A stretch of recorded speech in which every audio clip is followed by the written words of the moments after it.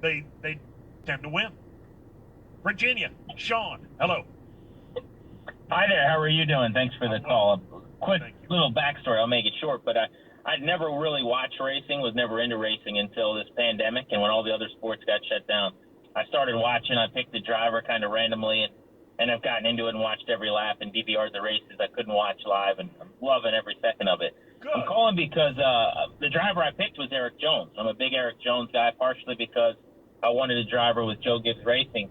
So a couple of things I've got would be, number one, I looked up Joey Logano's stats when he was with JGR before he left, when he was young in his career.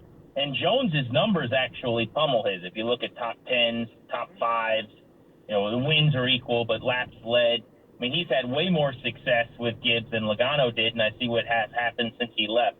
So I guess what I'm wondering, is kind of still a novice at this thing, is first, your thoughts on Jones as a driver. I was hoping you could give me a little info on Chris Gale as a crew chief and the caliber he is, because, anecdotally, when Jones goes to pits, he almost always loses spots. They've gone through almost an entirely new crew as the year's gone on. They've had a hell of a time on pit lane, and he's normally better off when he's actually out there driving. And then the last thing I would ask is specific to, Jones himself as he moves on, maybe. I mean, is it normally the case, like if you're fourth on the depth chart with a team, do you get fourth best equipment, fourth best guy jumping over the wall on tires? Is the same expected of him as Denny? There's no fourth best on a team like Joe Gibbs Racing, and I thank you for your call. Whether it's Penske, whether it's Hendrick, whether it's Gibbs, whether it's Stewart Haas, they have the ability to field 4 top-notch, best-of-everything race cars and teams.